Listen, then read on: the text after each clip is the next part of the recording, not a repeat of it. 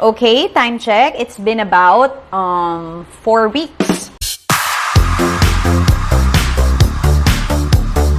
Alex Gonzaga inamin na nagdadalang tao na sa first baby nila ni Mikey Morada. Ngayong Easter Sunday, April 5, isang good news ang ibinahagi ni Alex Gonzaga sa kanyang mga followers. Tila kinumpirma na nga na siya ay preggy sa first baby nila ni Mikey Morada. Ipinost ni Alex ang larawan habang nakatalikod sa loob ng kanilang kwarto. May larawan din ng mister niyang si Mikey Morada habang nakahiga sa kama. Saad ni Alex sa kaniyang recent IG post, "Thank you Jesus for this little life we have. Thank you for your grace, favor, and blessings. You have risen." Agad itong umani sa samot-saring komento mula sa mga netizens at kaibigan sa industriya at bumaha ng pagbati at congratulatory messages mula sa kanyang mga followers.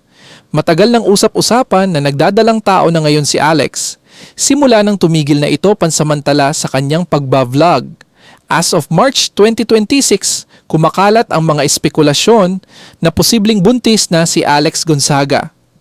Ito ay matapos mapansin ng ilang netizens ang kanyang pagiging tahimik sa social media. Halos magtatatlong buwan na ang huling vlog ni Alex at ang umano'y hindi pa kumpirmadong senyales ng baby bump sa ilang lumabas na videos at larawan. Umani ng atensyon sa social media ang ilang video na ibinahagi ni Alex kasama ang kanyang pamangkin na si Seve at Polly Soriano. Agad itong napansin ng ilang netizens na nagsimulang magbigay ng kani-kanilang obserbasyon, lalo na umano sa tila baby bump na makikita sa naturang mga clip. Dahil dito, mabilis na kumalat ang espekulasyon na posibleng nagdadalang tao ang actress at content creator at inaasahan na nila ng kanyang asawa ang kanilang unang anak.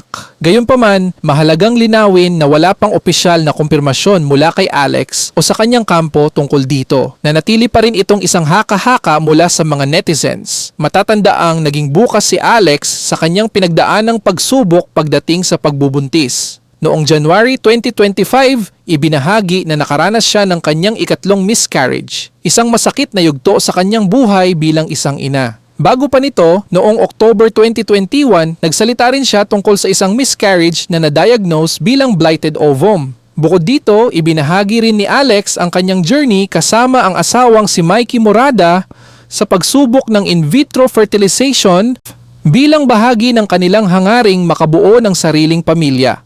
Sa kabila ng lahat, patuloy ang pagbuhos ng suporta mula sa kanyang mga tagahanga. Marami ang nagpapahayag ng kanilang panalangin at pag-unawa, lalo na kung pipiliin ni Alex na panatilihing pribado ang kanyang pinagdadaanan. Sa kabila ng kawalan ng kumpirmasyon, patuloy ang pagbuhos ng suporta mula sa kanyang mga tagahanga. Marami ang nagsabi na nauunawaan nila kung pipiliin ni Alex na panatilihing pribado ang ganitong usapin. May ilan pa nga na nagsabing okay lang kahit hindi siya magbahagi ng updates sa loob ng 9 na buwan, basta ang mahalaga ay matupad na ang matagal ng hiling ng kanyang mga taga-suporta na magkaroon siya ng anak.